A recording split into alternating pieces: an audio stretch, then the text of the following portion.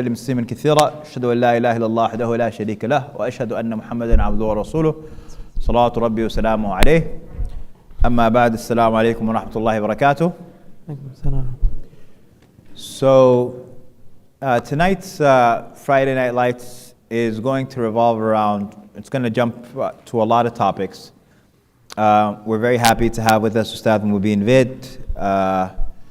Ustad Mubin grew up in the Virginia, Maryland area.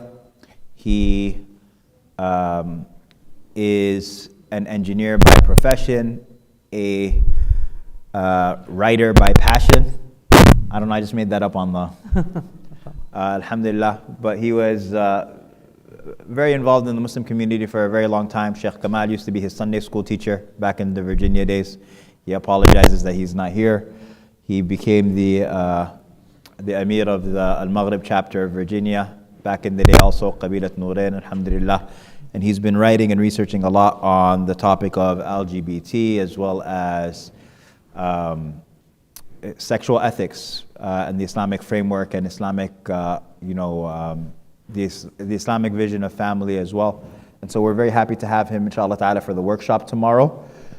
Today, as you can see, it's only two of us. But it's actually three today, inshallah, because the third microphone is for you. We want to make sure, inshallah ta'ala, that this is a very interactive session because there's so many questions and so many comments. I'm sure, inshallah ta'ala, this conversation is going to inspire. So we're going to need somebody with nimble feet to be the mic rotator, inshallah ta'ala, for the audience. But other than that, let's begin, Sheikh. So, I guess right from the beginning, what made you start, taking on these topics and researching them? بسم الله الرحمن الرحيم الحمد لله رب العالمين والصلاة والسلام على أشرف الأنبياء والمرسلين محمد صلى الله عليه وسلم وعلى آله وصحبه أجمعين. Can everyone hear me okay? I'm not that loud usually, so okay? Okay. Can y'all hear him in the back? Just wave, yes? Kind of? Okay. Just move your lavalier up a little bit. A little bit higher. Is that better? Is it better? Kind of? Okay, inshallah. I'll try to speak up. Yeah. So I'll reinforce something that Sheikh Ammar mentioned after Salah, which is merely that we're talking about a number of adult topics, and so if your children are here, just make a judgment call, inshallah, and use your discretion as to whether or not the content is appropriate. I'll try to be as discreet as possible. I'm a parent myself, and so I certainly understand the sensitivity around the subject. To answer your question as to why I started, I'd say that there were a number of things that happened over the years that I saw as underlying causes that started to get me interested in wanting to write about it and feeling motivated to begin writing. One of them was simply the fact that as a community and as a society, our own society began shifting quite dramatically as it related to the topic itself. So how people viewed sexuality, obviously the LGBT movement and everything else became a lot more public, a lot more prominent, much more accepted in various spaces. And so the idea was that as Muslim community, there was a much stronger imperative to understand Islam's position on these things. Right? Why are certain things halal? Why are they haram? All of that became a matter of necessity. In addition to that, especially from academic corners in the West, you had people who began writing articles that were revisionist and that were calling into question. What does revisionist mean? We're going to break this down. Yeah, so they're revising what Muslims have basically always understood the Quran to say, right? And so what they do is that they take contemporary concepts and ideas and then they apply them to the Quran. And so for instance, when Allah subhanahu wa ta'ala very clearly prohibits zina, they'll say what zina? Zina is actually when an intimate act takes place that's non-consensual, right? Which obviously that's the meaning of zina. It can be totally consensual. It's still haram, right? It's still haram. That it doesn't pivot on the basis of consent. But the idea is that people start applying new categories, terms, or concepts to things that exist in the tradition, and they were doing that a lot with the topic of homosexuality, and that there were a couple of books that were written on this subject. Again, mostly in academic quarters, not really things that most Muslims are familiar with, But if you were a young Muslim and you were in college, and if you're in graduate school, you're majoring in the social sciences or the humanities, there's a good chance that you'd come across those books, you'd get them assigned.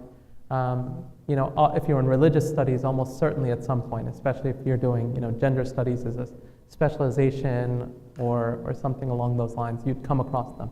So more and more people are coming across that literature that had been out there, and there was more that was being written along those lines. And so you had a lot more that was being written arguing along those lines, and so there needed to be a response at some point that Muslims were contributing. I also found that in general, Muslims didn't have a really developed discourse on this subject. And so most Muslims didn't really engage in the topic of sexual ethics at all. And beyond it just saying it's haram. yeah, I mean, even people saying it's haram wasn't really being done all that much. I mean, maybe you'd have like a gender relations seminar or something in a masjid once in a while. But the idea that anyone was getting a really mature, intelligent, thoughtful discussion in the Muslim community around the topic of gender relations or sex and sexuality or marriage or family or anything in between. There's always sort of the go-to topics of, we're lamenting the condition of marriage, we're talking about rising divorce rates, or we're talking about, other, parent-child relationships, birrul walidain. I mean, these are all very important subjects, but they're the type of subjects that people have been talking about and are much easier to address in a lot of ways. Obviously, our norms, our values, our commitments in those spaces are much clearer, and people still sort of understand why they are what they are. In other arenas, however, people were quite confused, and a lot of people were scared to talk about it, right? And that fear has only grown over the years. And so as more and more people have been fearful to speak up on issues like this, especially if you're in a position where you're going to have a diverging view from what's popular socially, what happens is people get accustomed to just kind of being quiet, right? So what do you mean? Are you seeing that zina is just becoming, what's the word?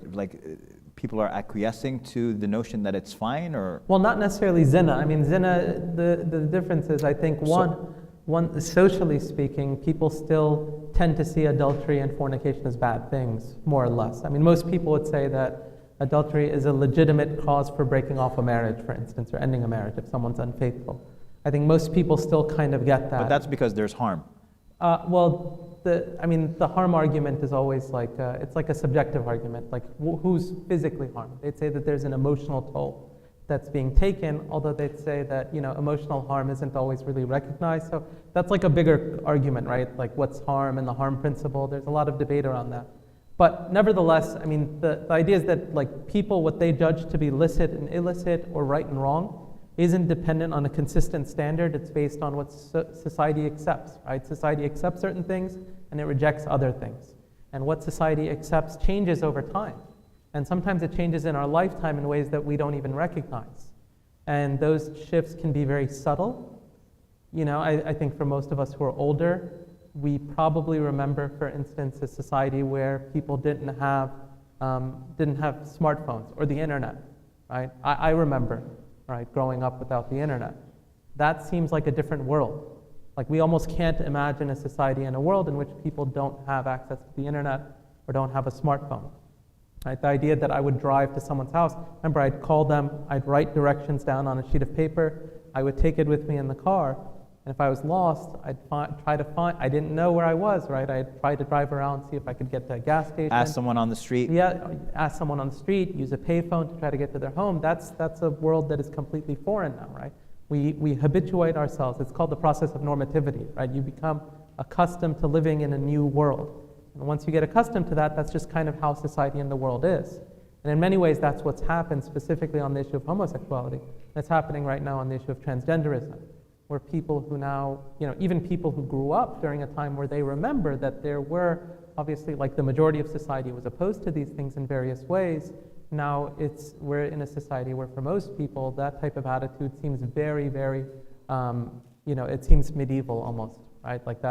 That's a primitive attitude, or an attitude that was held very long ago and is therefore backwards, it's illegitimate, it's bigoted, it's hateful. And when those are the assumptions of how certain, if you're holding that certain sexual acts are wrong, and people look at that and they say that that's a bigoted, hateful view, well, that's a really difficult position to put Muslims in, especially young Muslims who are confronted with these types of attacks and don't really have a clear, easy way to respond, especially when you yourself are occasionally, if not frequently, the subject of hate, right? You are targeted for various reasons. You recognize how difficult it can be when people are targeting you as a group or as a community. You appreciate that, you're sensitive to it, and suddenly now people are accusing you of expressing hate. And you say, okay, well, I don't want to be a hateful person. And so what happens is, either sort of quietly, wittingly, or unwittingly, more and more Muslims shift the other direction, right? And they become in favor of these things. Or if they hold some moral objection, they hold them privately. I think it's wrong, but I just think it's wrong for arbitrary reasons, not because it actually makes any sense. And that I don't think is very sustainable, because when you think you're just holding on to certain beliefs and positions because they're just irrational, they're just things that you're just doing because you have to do it, you typically don't really believe those things anyways. Right? Most of the time you're just kind of telling yourself you do, but you typically don't. And On the issue of homosexuality, Yeah. I mean, you get that question a lot, which is, well, Yeah. what's wrong with it, right? Especially high school kids. Yeah. I mean, you get that question from a lot of corners. I think one of the challenges is that most people don't understand sort of what, like, a positive sexual ethic, right? What are the sexual ethics of Islam grounded in? And frankly, not only Islam, but every major religion, any traditional society would have recognized as the fundamental basis for organizing human beings. And sex has always been tethered to the concept of family. Those two things have always existed side by side. It has never been the case that people just looked at sex as an expression of intimate interactions between two people who are just sort of casually making a choice. That's how it's looked at today. It's a lifestyle decision. It's just me, like, living how I want to live. No, I mean, the idea was that, sort of the legitimate way in which people can have sexual relations is in a context in which they're prepared to support what comes out of it, which is in a family and in the context of a marriage. And sexual activities that occur outside of that context are illegitimate, not only because they don't have the support structure needed to support children, but also because when you're not engaged in sexuality in that particular mode, you're actually doing something that's transgressive and violative. You're in fact, one of the things in the Sharia, for instance, one of the definitions that's very common, in fact, I think it's the default definition for dhulm, injustice. In Islam, it's wada' shay fi ghayri mawdi'ihi, to put something in its improper place.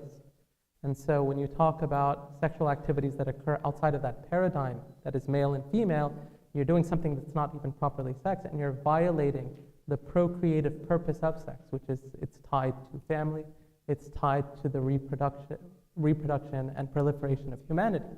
But what if a person doesn't even agree with that preposition that it is for procreation? That's the only reason why it's... Well, not every single act of sex will be procreative in purpose, but it will be that in form, right? That would be the legitimate use of it, and that's where it's licit. Now, obviously, like, someone today can come and say, well, I don't agree with it, and I agree that it should just be, something that's based on, two people's interests. And so what you have is a contest between people who are foundationally in conflict, right? I mean, that's part of the problem that we have today. And hopefully, inshallah, my goal tomorrow, not to plug the workshop, but my goal in the workshop is actually to start off not necessarily by talking about sexual ethics, but by talking about ethics in general. Because what happens is most of the conversations we're engaged in with people, they exist above the surface. But there's so much that exists below the surface, and so many assumptions that are baked into how people speak, that unless we're able to unpackage those assumptions, it can be a very, very difficult conversation to have, right? So it's like your question when you started. You said, well, what's the harm? Well, you kind of have to take a step back and say, well, what do you mean by harm?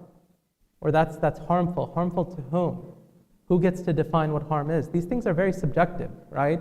And likewise, when someone says, well, okay, I just don't agree with that, I agree with something else, well, you say, well, why do you think that? Like, why don't you justify how you see legitimate and illegitimate sex, right?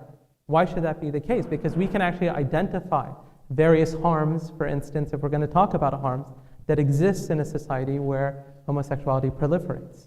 Okay. And we can I think these are the things that people are unfamiliar with. Yeah. So certainly we can say that any society that does that at scale takes a spiritual toll, right? And that's a real thing. I mean, a lot of people don't consider that serious, but for as Muslims, we should consider that very serious. That we are not just sort of material, dead matter in this world, but we have a soul, we have a spirit, and we have a spiritual heart. And when people engage in sins and they proliferate sins, what happens is Allah subhanahu wa ta'ala takes blessedness away from that society. And there are harms that occur as a function or a byproduct of that. And you have verses in the Quran that are quite explicit about that. Right? ظَهَرَ الْفَسَادُ فِي الْبَرِّ وَالْبَحْرِ بِمَا كَسَبَتْ أَيْدِي النَّاسِ. Right?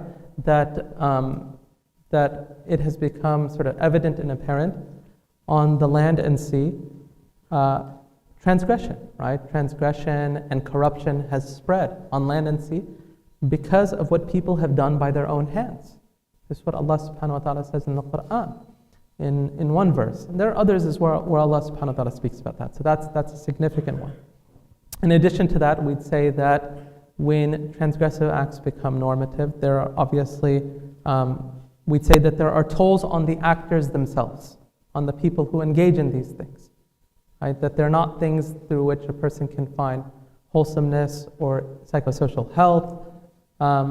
Typically these are things that only lead people down a very difficult, transgressive, evil path.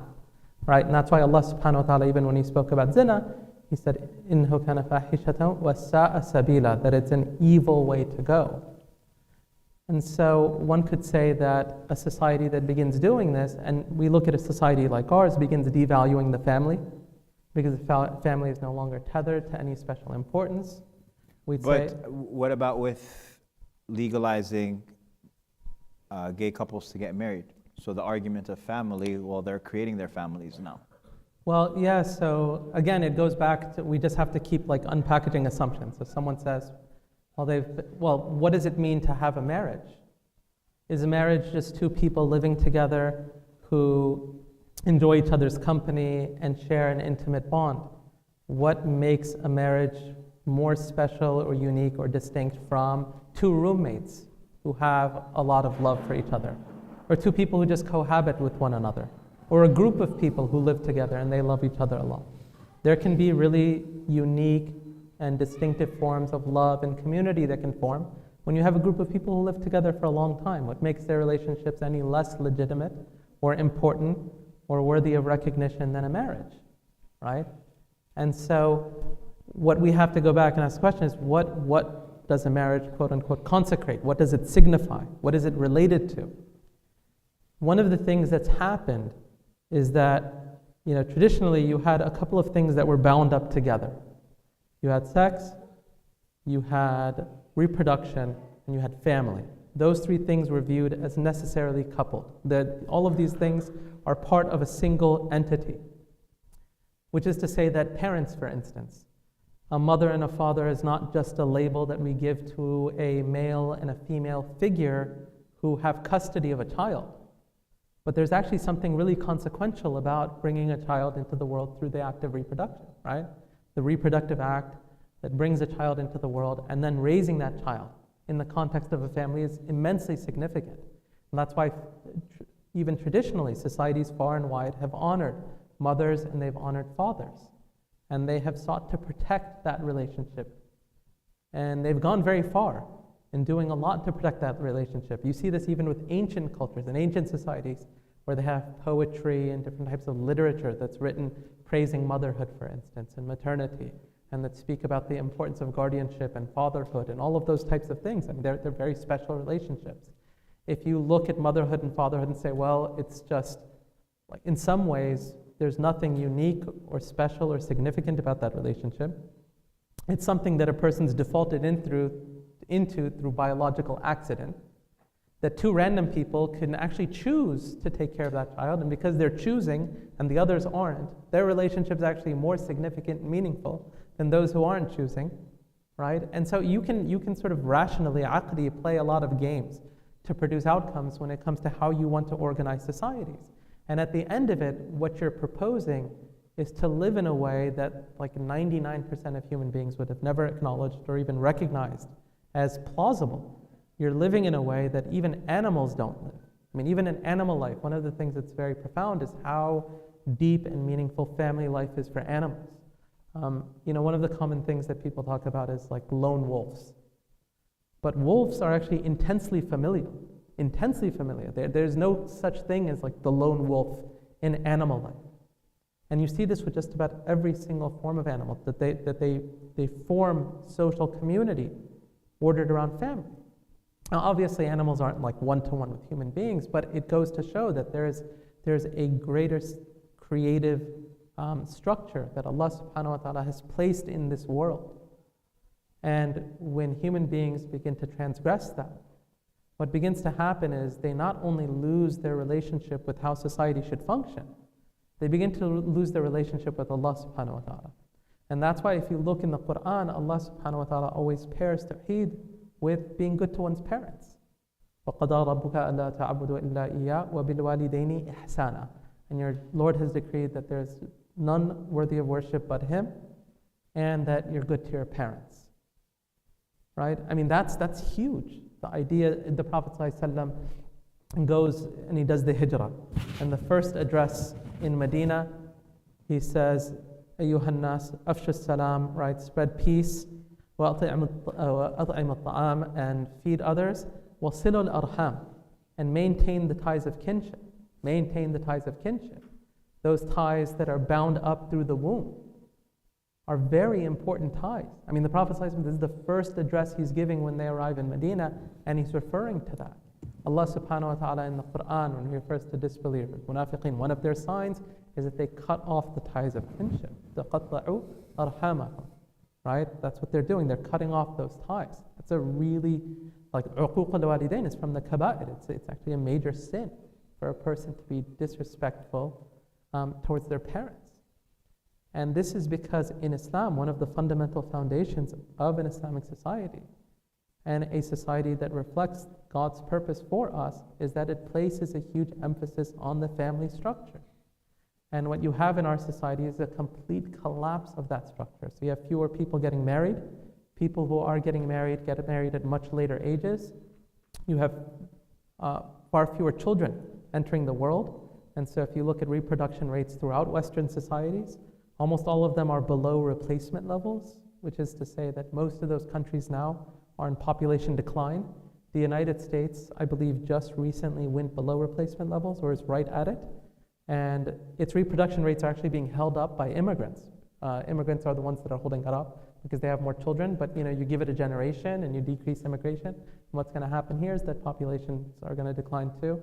And this is starting to happen now in the Muslim world, where you have Muslim societies which traditionally put a huge emphasis on family, had a lot of children. Now they're having fewer and fewer children because they're being westernized as well, culturally, socially, and otherwise. But does this necessarily have to deal with our sexual ethics?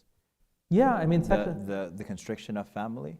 Yeah, so the idea here is that what makes contemporary sexual ethics like apprehensible to us is the same thing that actually weakens the family unit, that those two things are actually connected together.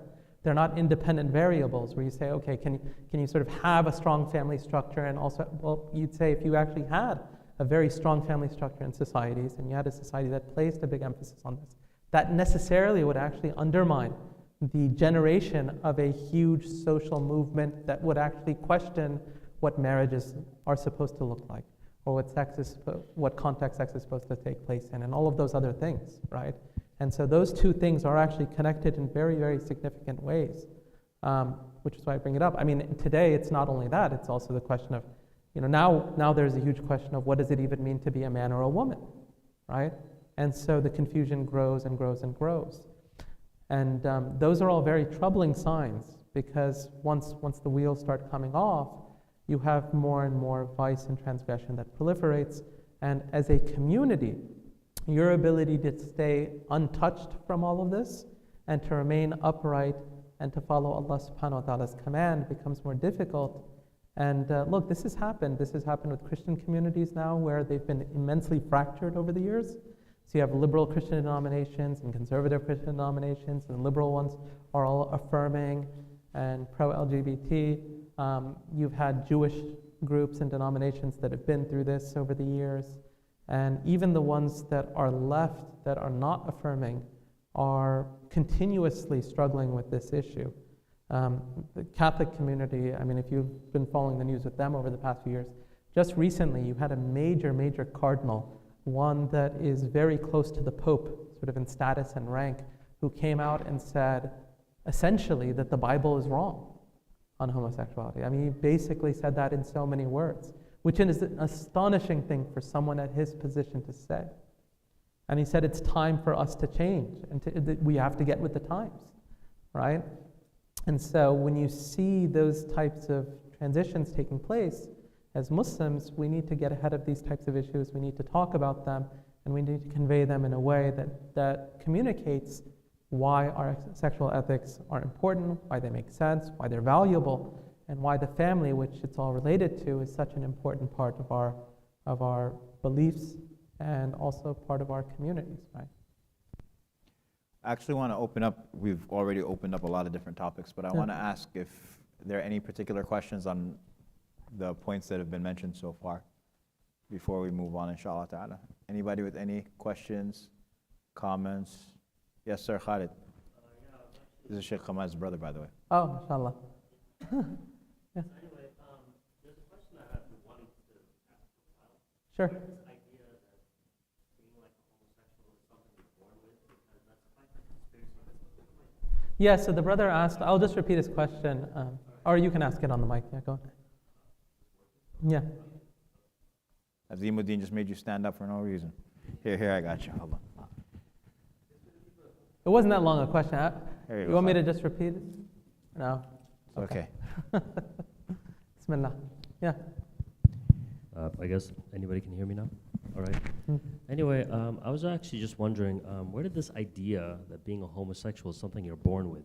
Because I've heard this conspiracy for quite some time now. Yeah, it's funny you talk about it as a conspiracy. A lot of people would say it's like fact, right? That's how they discuss it. So that what they called homosexual essentialism, which is the idea that people are just essentially gay and that it has a biological origin, biological determinism. That argument really picked up in the 90s and became a very prominent argument. And the reason was back then is that religion was a bit stronger in the United States and in Western countries in general. And I'm sorry, what was a bit stronger again? Huh? Religion, he said. Religion. Oh, okay. Religion was. And the way to sort of challenge religious communities on this was to say, well, we were born this way, God made us that way. If God made us this way, how can he then make it wrong for us to act according to how he made us? Like he's given us all of these predispositions that are very strong, and now we have no method or means by which we can actually act on it. That seems to be quite cruel. And so that argument was actually in the 90s quite effective. And it usually at that time, the big thing was the gay gene argument. In recent years, especially in like the past decade, that argument has completely collapsed. There was maybe 2 years ago, there's a website, it's called the New Atlantis. They published a review of all of the research studies that have been done trying to create or trying to argue for a gay gene, and they found that none of the studies have actually produced the goods needed to support it. And so at least biologically, it's still sort of an open question. Is it genetic? Maybe, but no one really knows. There are zero definitive, conclusive, unquestioned studies that one can point to and say, okay, that gene itself is an indication of someone's sexual orientation, quote unquote.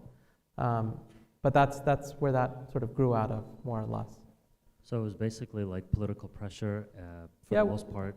Yeah, what one might look at it as strategic, right? And from a person who's experiencing those urges, it may actually be in good faith, where they're saying, look, I have, a person might say, I have a certain set of sexual urges. You do too. You didn't choose yours. I didn't choose mine. Why am I being stigmatized for mine? It seems to me that, you're just doing that because I'm different, right? And if you're against me just because I'm different, well, then that's discrimination, right? That doesn't seem to me to be very fair. And if your religion is saying that I myself am wrong, or that there's something wrong with me because of that, well, that seems to be a very cruel way to think about religion.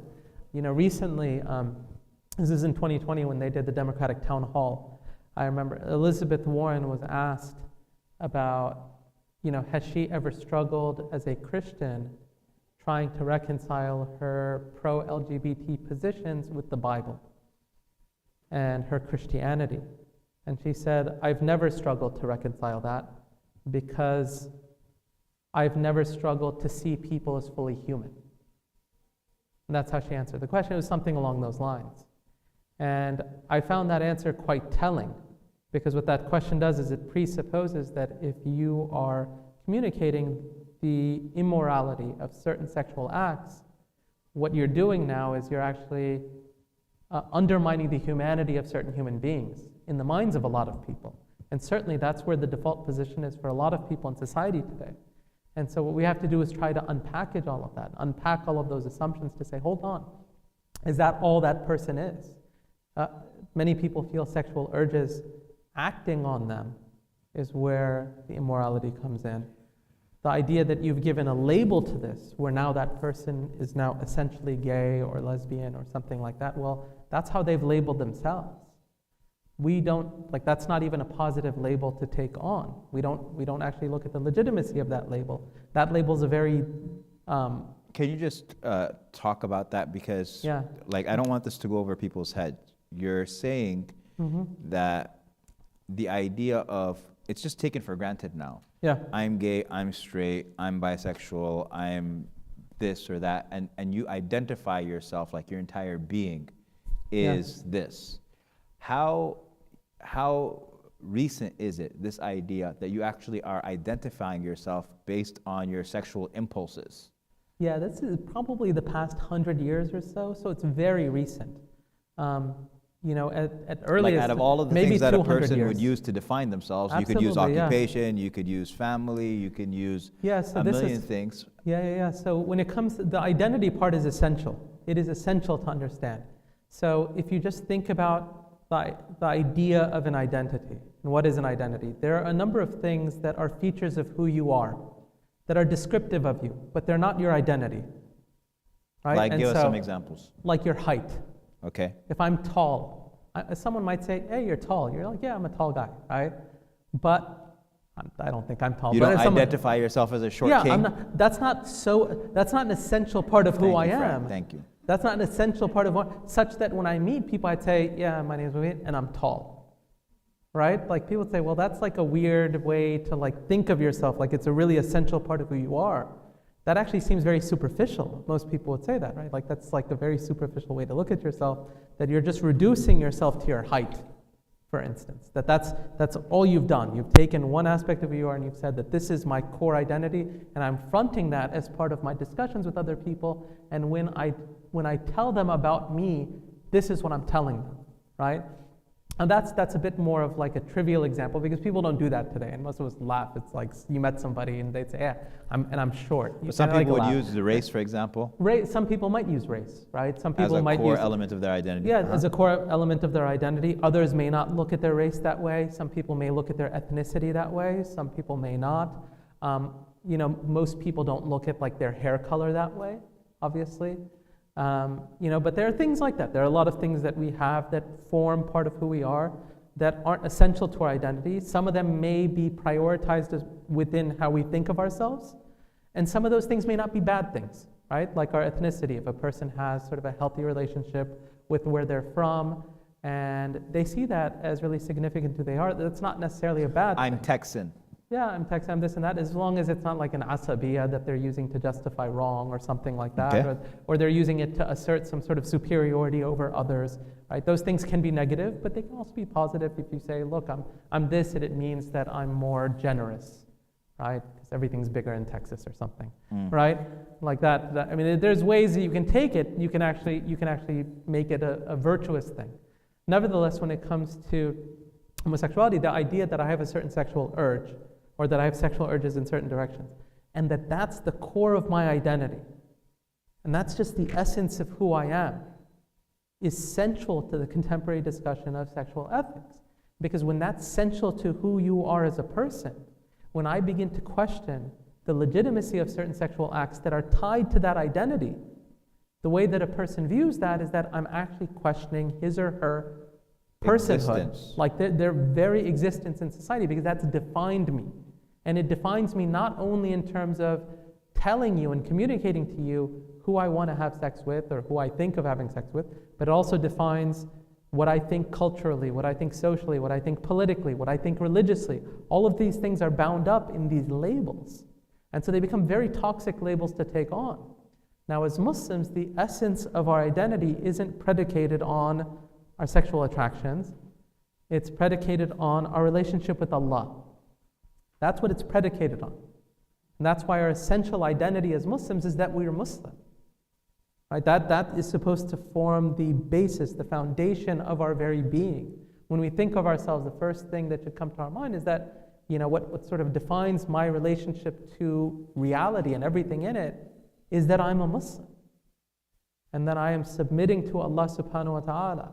And from that, everything else extends out. And any other identity I have, ethnically, racially, or anything else, is conditioned by that fact. So that if my ethnic identity or my cultural identity tries to pull me to do something un-Islamic, I'd say, no, I can't go there. People might say, oh, everyone here, oh, aren't you, this, aren't you from Sudan? Everyone from Sudan does. You'd say, no, but I'm Muslim. Not everyone from Sudan has to do this. And if it means that everyone from Sudan has to do this, well, then I'm not going to be that type of Sudani person, right? That's how you'd respond to a situation like that. And some of us are very accustomed to understanding the cultural pressures that can come when some cultures make normative or normalize certain un-Islamic things. That can be difficult pressure to stay outside of. That type of conglomeration takes place in spades when it comes to the sexual identity. And the problem with it is that you're not attaching yourself to something benign or something that can actually be virtuous, the way that an ethnic identity might be. You might be able to craft that and hold on to it as something that's quite positive and useful, or even mostly harmless, right? Although it can be harmful as well. But the idea is that you don't have that same possibility when someone's core identity is that I'm gay or I'm lesbian. Because that identity is bound up in not only the urges, but an entire lifestyle that surrounds that. And for you to then try to intervene and say, look, you're more than just your sexual attractions. Like, that's not all you are. That's a very small part of your being. You have certain sexual attractions, you have certain urges, understood. But you actually have a lot of other things in your life. And those things are actually a lot more meaningful to you. And they can be places in which you can find meaning, and you can find psychosocial health, and you can find purpose, and you can find value, and you can find solidarity, community. There's so much that you can find through those other identities that you're ignoring, or you're subordinating to the sexual identity, which suddenly now is prized. It's given this position of primacy, and no one can actually have a conversation about it, because once you start having a discussion about it, you're speaking about like their very humanity, all right? And you're not even recognizing that in the minds of people. Is the idea of if this person has this attraction, okay, Yeah. and you're telling them that it's haram, you are now designating them to a lifetime of loneliness. Yeah, I mean, right? that's obviously, At yeah. the end of the day, isn't companionship like a core need for human beings? Yeah, so that's a good question. So there are a couple of things there, right? One is that assumes that sexual attraction is just like an immutable part or an unchangeable part of our being. For some people, it may in fact be changeable, and that's one of the problems with the identity, is it forecloses on that possibility. It says that this is who I am and this is who I'm always going to be. And if you look even in recent years, that's actually a tough argument to make. I think actually it was probably an easier argument to make in the 90s when people were talking about born this way and stuff like that. And I say that because there are more and more people who are coming out now as bi and this and that. And so, Is there a difference that you see between male and female in this regard? yeah, so at least statistically, they say that lesbianism is a lot more volatile. And so you'll have, especially amongst teenagers, but even post-teen, you'll have many women who identify as lesbian who later go on to get married and have children. Not all of them do, but it's more statistically common. Whereas men who identify as gay, it's not as common for that type of transition to happen. In fact, it's far more rare. So that's that. If for someone to say companionship's a core part of our being, we'd say, yeah, but there are other, like not all companionship has to be sexual, right? There are many very important parts of like companionship and living, and Platonic forms of love are very common in Muslim societies, even traditionally. Even from us, right, from our perspective, there's a lot in our tradition that a person might look at today, and they may feel uncomfortable about it because they'd say, oh, that sounds kind of gay or something like that. But that's not what it is, right? Telling your brother that you love them, for instance. Okay, what do you think about this argument? Yeah? Is that the reason why that type of friendship can exist in the Muslim societies Yeah. is because there is it's allowed to flourish, meaning the presence of homosexuality means that you are now placing sexual tension between every human relationship. Yeah? In the sense that between men and women, there's a general sexual tension which prohibits from them having that type of platonic friendship. Yeah. But men still have half the world to be able to have those relationships with, that platonic friendship between brothers. And sisters also have half the world to be able to create those meaningful relationships, platonic friendship between sisters. But now when you have the proliferation of homosexuality en masse, that means that every particular relationship can be sexualized. Yeah, it can, and it means that people are going to be more reticent to form those types of bonds. What does reticent mean for us? They're going to be more apprehensive, right? Like They're going to be on now guard. when you're talking about an 11-year-old kid Yeah. who wants to go sleep over with his friend's house, right? Yeah. Obviously, if it was like girls, you'd say no, like because or 12 or 13 or whatever it is. Yeah. But now, even with regards to boys, it becomes something that's volatile. Yeah, and even in Muslim societies, at least from what I've heard, the things that used to be more common have become less common, where two men would hold hands in some societies. I've heard a lot of those customs have completely fallen by the wayside, largely for these same reasons, right? For the same reasons is that you've had the spread of Western media and Western culture, and Westernization tends to have this effect where suddenly now everything that used to be very normal in those cultures gains all of these connotations that it's like, okay, well, is this what I'm trying to imply? Is this what I'm trying to communicate? If I don't want to do it, I'm not going to, if that's not what I want to communicate, then I'm suddenly not going to do it. And so even cultures where things were once normal, those things stop becoming normal, right? And so you're right. I mean, there's a way in which it has a stifling effect on normal human relations. And that's really damaging as well, because people of the same gender can't really develop wholesome and fulfilling and deep and meaningful relationships in the same way. And a lot of the type of expressions that were quite common and pivotal to those relationships are looked at as inappropriate things to say now. Right? Like you don't talk to your brother that way, you don't talk to your sister that way, you just don't speak that way in general, and so it's always more it's always more at a distance, right? Yeah. Which may also explain why people have fewer friends today, which is a bit of an irony because people have a lot of friends online, but people, when it comes to like meaningful relationships, the type of relationships where I have a friend that I can confide in and that I would sacrifice for, and I know would sacrifice for me, that type of relationship is far rarer in a society like ours. People talk a lot today about like frenemies, right? Everyone's kind of a friend, but they're also an enemy in various ways. And so that seems to be the modern model of friendships. But you're right. I mean, this is part of the impact of certain types of discourses and ideas that get normalized and regularized in a society. And now it's like, okay, the only way I can find a deeper and more meaningful relationship and build community and build companionship is through a sexual relationship. And so even now addressing the problem of loneliness, that's the only way to actually address it. as opposed to realizing that, in traditional societies, for instance, loneliness was very rare because you lived among and around so many people, right? Explain this to us, because you would think from the outside looking in, people would be having more friends than ever before, more romantic relationships than ever before. I mean, all you have to do is swipe left and match, or swipe right, or whatever it is, right? But at the same time, I don't know if it's swipe left or swipe right, and don't tell me. I don't. But that's the idea, right? Yeah, they say but it's actually less. Everything is actually becoming less. Society is becoming more lonely than ever before. Yeah, and that's the irony of a lot of these things, right? Is that it's counterintuitive. Right? A lot of young people, for instance, they'll say this. They'll say, oh, one of the problems with like Muslim communities that they're so strict between boys and girls. Then they grow up and they can't get married, right? You say, well, actually groups and communities and social spaces where they're just totally open like that, they actually don't seem to get married very often at all.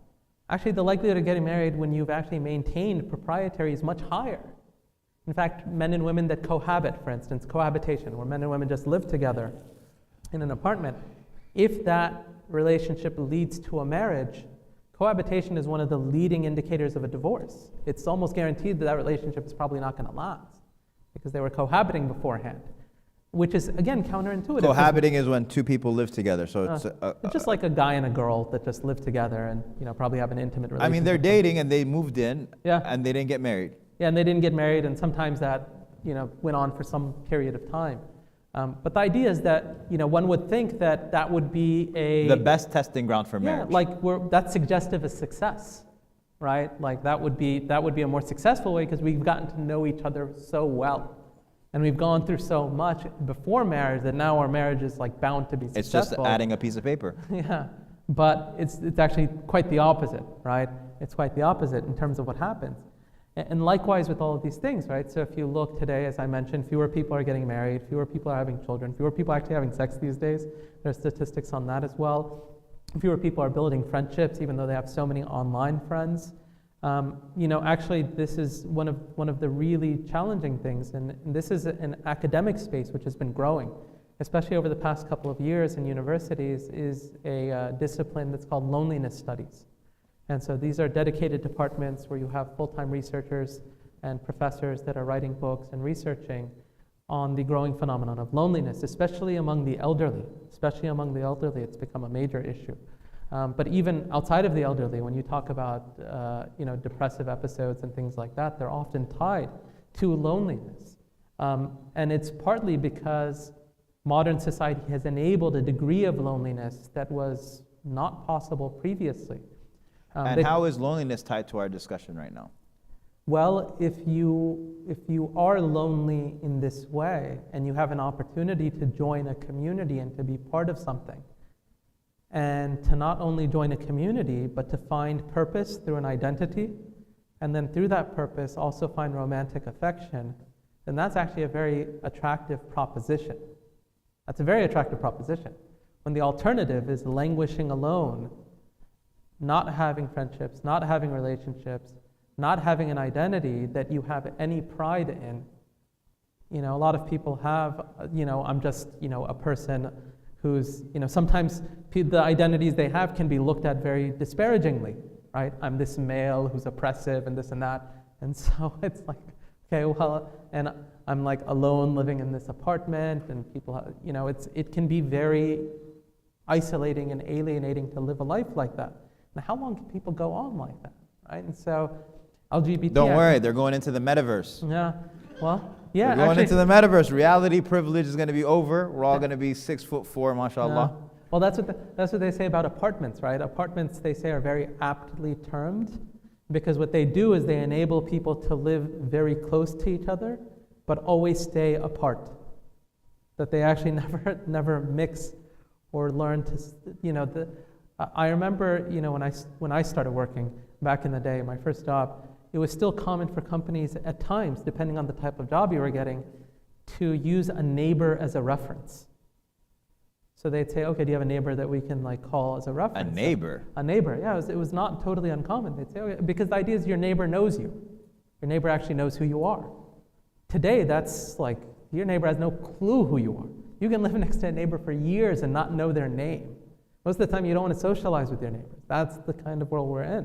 When I was growing up, it was common for neighborhoods, right? Neighborhood block parties, and for homeowners groups and all that to talk. Now they have their next door is an app, and they have apps like that where they're trying to recreate some of these things, because people are beginning to realize just how profound the loss of community is. There's a really interesting book by Robert Putnam. Putnam's definitely the last name. I want to say it's Robert Putnam. A very famous sociologist, and he has a book called Bowling Alone. And it is singular. It was like written in the early 90s too. So there's a more recent edition that was published in the early 2000s. And he starts off the book by talking about bowling. And he says that in America, bowling was one of the strongest pastimes in our society. More people in the 60s and 70s bowled than voted. So like the number of people, I didn't realize wow, like that many people were bowling in America, but I guess it was like very, very common. Everyone was part of a bowling league. And what he charts is the decline in bowling leagues, in bowling teams, and the number of people who are signing up for these things, and actually bowling alleys closing down. And that's where his book starts. And then he starts applying that to everything else. Homeowners associations, churches, PTAs. You start going down the line, and everything is just collapsing. And it's slow, but you start seeing the decline statistically. And what he's charting is sort of this growth in social atomization, which is that people are becoming lonely. In the UK, under Theresa May, so this was before Boris Johnson, Theresa May actually appointed a minister of loneliness in the UK. Because she said at the time, she said, this is our single biggest problem that we have socially in our society, and until we figure it out, said we are staring in the face. We're looking at what could potentially be an entire social collapse of our society. That people are living alone and they're dying alone. And that's a very, very scary and daunting prospect. In fact, one of the things that you have in certain countries, in Japan this is quite common, in other countries you have this as well, as you have, and it's kind of a crude term, and I'm sorry to bring it up very explicitly, but it's like they call them cleanup crews, because you have so many people that pass away alone. And those people have no family, they have no relatives, they have no one that checks up on them. And it is only when their body begins decaying that there's any recognition that these people have died. And so these cleanup crews are actually federal institutions and groups and departments that go in and are responsible for disposing of the bodies and burying them and doing and cleaning up the residences. And those types of stories are growing across Europe, even in the United States on occasion it's growing. And part of that is simply a function of the world that we're in. And so all of these things are tied together. And when a person when you just look at this issue and someone comes up to you and says, well, what problem do you have about like two adults choosing how to live their lives and just what they do in their own bedroom? Like why is it your problem? Say, wait, well, hold on, like that's like a very superficial way to try to propose the issue or to even frame the issue. That's not what's at heart. Like in some ways, I don't care what people are doing. You've made it my issue. In some ways, you've made it my issue by making it this big public program. And you're putting me in a position where I have to explain why I have an issue with it. And if I'm able to do that, you give me the time, I can actually explain why not only is this an issue and why it's immoral, but why all of the consequences that come out of accepting that type of sexual ethic, that type of social ethic, is directly producing or contributing to the decline of our societies in really, really major ways. And we need that time tomorrow. Inshallah. Inshallah. That's the plan, inshallah. Inshallah. Khalid, you're going to be there? Inshallah. Okay. Don't hit us with the inshallah, but just the inshallah. All right. We're already at an hour past. I feel bad none of the sisters got to ask any questions. I don't know. Yeah, if they have no, any. we do need to Right. open up the floor, inshallah ta'ala, for questions. I want to make sure everybody gets. I'll try to be more succinct, inshallah. Inshallah. Yes, Frank.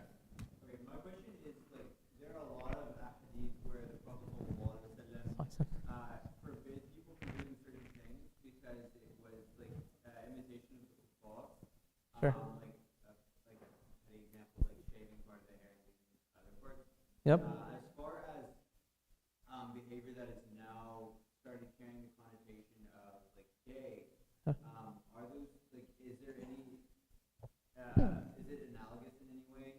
No, not really. So there isn't any contextual. You can repeat the question. So the question was about, so the brother asked about how certain prohibitions in Islam relate to dissociating from disbelievers.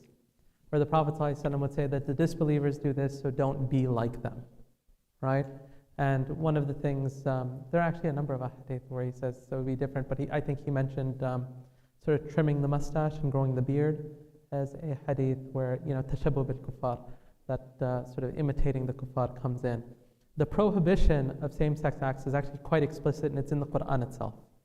And, sorry, go ahead. So I meant more specifically, non-sexual acts that have been associated with these groups, like in the village, you see, it's really common to see, uncles, leaving from the masjid holding hands, and, a Sure. dad, or, That's cultural, though.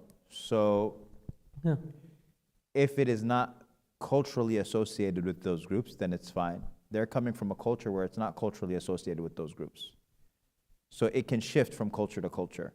What's considered to be resembling can shift from culture to culture.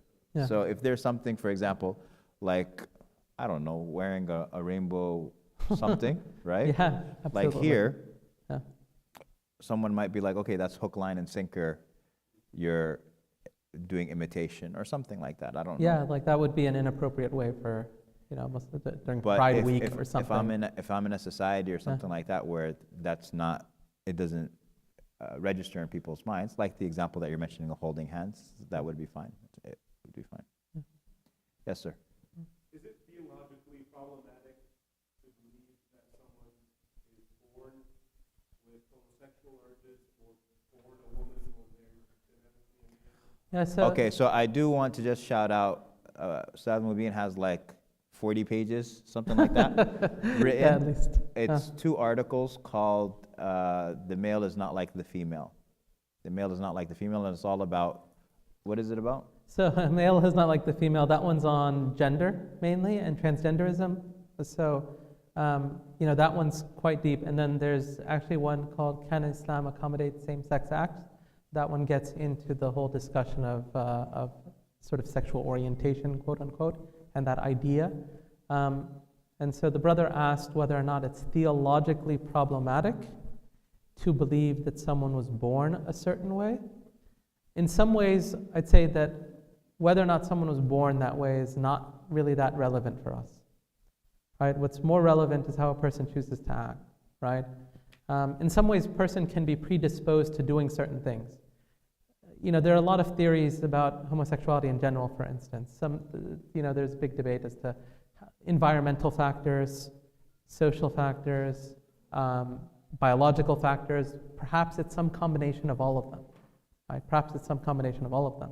And there may be other things that are like that predispose us to act in certain ways, do certain things, to incline towards different things. Those inclinations or desires, just because they exist, don't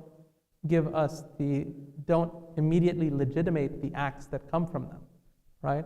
We might say that someone is sort of naturally predisposed to, things Drinking that alcohol. Drinking alcohol, or even your transgenderism question. We might say that it's possible for a man to be naturally interested in things that we typically associate with women. That doesn't then justify his dressing like a woman, right? We'd say no, that's prohibited because there's clear proofs against that, right? And so, the question is, how does a person relate to those desires? And how do they manage them or mitigate them and try to shift, right? Because a person can either mitigate and manage it in a way where they place greater emphasis on other things in their lives, such that they're not controlled by their sexual desires all the time, or perhaps they go into things where, a person may normatively have certain interests that they say are more feminine, but some of those things may not be exclusively feminine. They can be overlap. And if they're overlapping interests, who cares? And if there are things that they can do that are beneficial within those realms, khalas, why would we have a problem with that, right? And so it really, sometimes it just requires us to get into a little bit of detail. Where the theological problem comes in is when someone says, this is what I was born, and therefore that's what I want to do, and no one can tell me that there's anything wrong with that. Well, even God can't tell you that there's something wrong with that? You've just put yourself in a position, God can't tell me like that there's something wrong with this. Well, that is a level of arrogance and conceit where now you're putting yourself and your desires above Allah. Right? That's the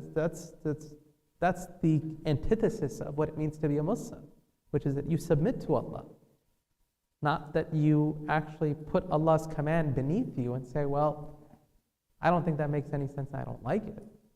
Or that I think my desires are more important than that. What you've done is you've taken your desires and you've actually made them a type of God. And Allah subhanahu wa ta'ala speaks about that as well in the Quran. If you've seen the one who takes اتَّخَذَ إِلَهَهُ hawa, right? Have you seen the one who takes as a Lord his own desires? His own desires.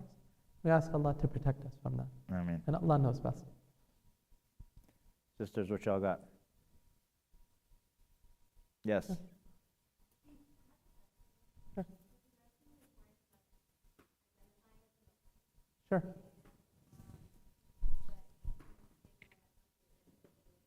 Yeah.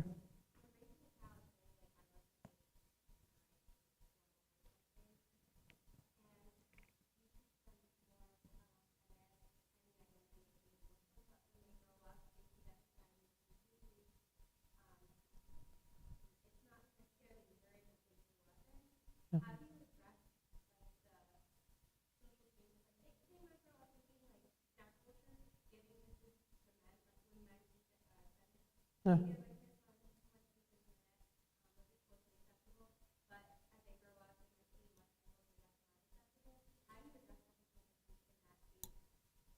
So those are more, like those are, I'd say they're generally smaller problems in that example, because you're talking about something where, okay, if they acted in ways that were, contextually or culturally aware, or maybe there are things that are culturally sort of more normal in Muslim spaces, but they're not as normal in non-Muslim spaces, so I'm not going to do those things in front of non-Muslims because I don't want to weird them out or something. That's not like a major sacrifice, right? That's not a major sacrifice, and so sometimes people just learn those things along the way, right? I think obviously the bigger issue is that, people have certain things that they grow accustomed to in Muslim spaces, and then, those beliefs, those values, those ideas are directly or indirectly being confronted in society. And that's the more common form of alienation, where it's like, okay, does my religion even make sense when it is so directly at odds with the society that I'm in? And that's the type of thing that we have to try to prepare our young people for, is to not only have a confident and positive articulation of what their beliefs are, but also to understand how different society is in so many spaces. Because society can change in a lot of ways. I mean, in my own lifetime, the way that most people, for instance, look at something like abortion, right? In the 90s, it was still very common for people to get abortions. But I'd say that even politically, if one looked in the 90s, the Democratic Party platform was not uncritically in favor of it. You had Blue Dog Democrats. President Clinton famously said something like abortion, he was in favor of legalizing it, but he said it should be legal, available, and it should be rare. He said it should be rare, right? That's what he said. Now, no one would, I can't imagine hearing that today from even like a Republican. I think most Republicans would probably hesitate to say something that explicit, except for a few, right? Maybe Ted Cruz would say that, Allah knows. I think that like just what happens is society's changed, right? Society changed, their norms, their values change. And we see this historically. You've had societies that have existed where certain things were very normal in those societies.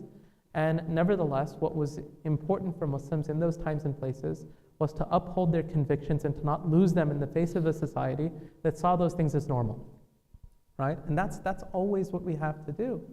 And if that means that we're a minority and we stand out or we're looked at differently because of our values and positions, so be it, right? Our obligation here is to try to call people to the path of Allah subhanahu wa ta'ala, to guide them to goodness because we want good for them, to try to uphold and transmit our faith and beliefs and values to our children, and to work in the cause of preparing that and asking Allah subhanahu wa ta'ala to accept from our efforts.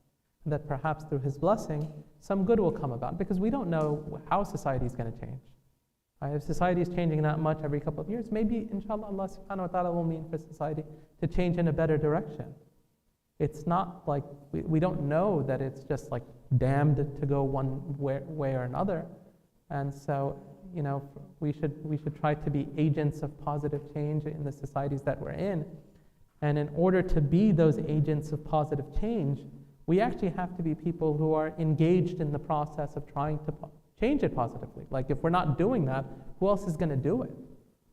Like who are we expecting to speak up for positive values if we're not doing it on our own? We can't abdicate responsibility and hope just like magically society changes on its own that way. So Allah knows.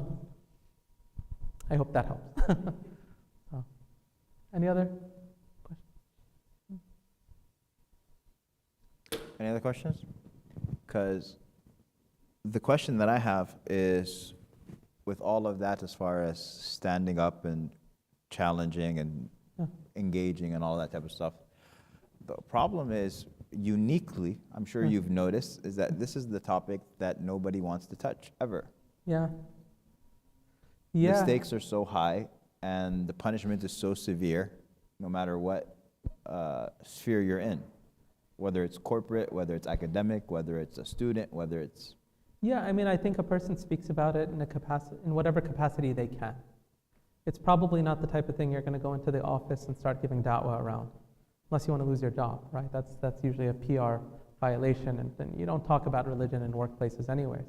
In other spaces, you may have an opportunity. So for instance, if you have a local school board here that's considering changing its curriculum to start teaching some of these things, as a Muslim parent and as members of your local district or county or whatever, you should go there as a concerned parent, as a concerned community member, and say, look, I oppose these. I oppose these changes on grounds of my own values, my own convictions, and here's why they make sense. And I think that this is wrong to teach our children. And you know what? Those changes may still happen in spite of you saying that. But you should still do it. Whether you're going to be successful or not shouldn't guide your actions. You should still make a good faith effort and attempt. And that's what we need to do. And I think when people actually learn a little bit about the subject, figure out how to talk about it, I think that apprehension goes away. I think people are really scared in the beginning to talk about things, but once they begin and grow accustomed to talking about those things, that fear begins to subside and they gain confidence. So that's one of the things, right? Like you have to start in order to break that barrier. And the more you get accustomed to breaking that barrier, the less daunting it feels, right? And the less fearful you are when it comes to talking about certain subjects that right now you may feel unprepared to discuss. And there's a really good podcast. It's by a brother named Wahid Jensen. It's called Away Beyond the Rainbow. Away Beyond the Rainbow. You can Google it. The brother is, he has same-sex attractions, but he's a very committed Muslim. He has, I think he's almost 80 episodes in. Each one is at least an hour. He has a transcript that he has typed up for every single episode. So if you want to listen to it or you want to read it, you can read it. He's addressed this from every conceivable angle. Psychologically, socially, politically, this and that. I've been on it like 5 times now. And so other people have as well. Sheikh Mustafa Umar from California has been on it, I think 3 or 4 times at least. But he's had a number of people on it. I think, in fact, Imam Dawood Walid's been on it or is going on it soon. And so, mashallah, he's had some really good guests. But in addition to that, he's had Joseph Nicolosi Jr., who's been on it, who is an advocate of reparative therapy, so is psychotherapy. He's had different academics. He's had a lot of people that have been guests on the podcast, and I think there's a lot of value. So even if you're going to ask yourself, like the human question, someone's, has these desires, they're straddled with it, are they just supposed to live lonely the rest of their lives? Well, I think like he offers a really good first-hand perspective from somebody who has those desires and actually confronts those types of questions head on.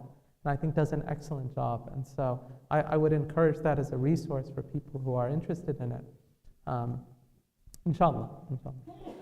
Jazakallah khair. Yeah. Any last question? Last question? Okay, go ahead, Hanan. What's your question?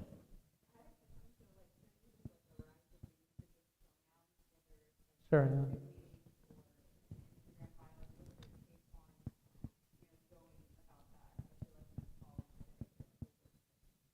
Just repeat the question. So the sister asked about like pronouns and pronoun preferencing. Obviously, it like goes back to homosexuality as well. Like, are you in a context where you can talk about it or disagree, right? Or just not pronoun identify? If you are, then you don't do it, right? I mean, there's like 70 or something genders now on social media and all that, right? I mean, if you don't have to do it, you don't. And if you have the opportunity to actually, not necessarily speak against it or explain why it's wrong or why, something like that is a problem, you should avail yourself of that, right? If someone, if I had an opportunity to talk to somebody who tells me like, their pronoun is Z, I might not start off the discussion that way, but at some point maybe I'd get to know the person, and along the way I'd say, hey, I noticed your pronoun Z. That's not really a normal thing. Tell me a little bit about that. And we may be able to have a conversation, and as part of a discussion, I could try to explain to that person why I actually think that's, I think that's a problem. Why I think that actually creates issues, right? Now, again, that may not be the first discussion I have with that person, especially if it's somebody who I'm going to be, maintaining some sort of long-term relationship with or getting to know. But even then, if you're in spaces where you don't have to submit to that type of protocol, don't, right? No, if no one's forcing you to do it, don't do it. If someone is forcing you to do it, do it to whatever limited level you have to.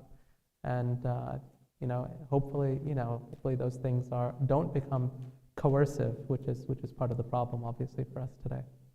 Allah knows best. Jazakallah khair. So with that, inshallah ta'ala, we'll end tonight. We'll continue tomorrow, inshallah, with the full course.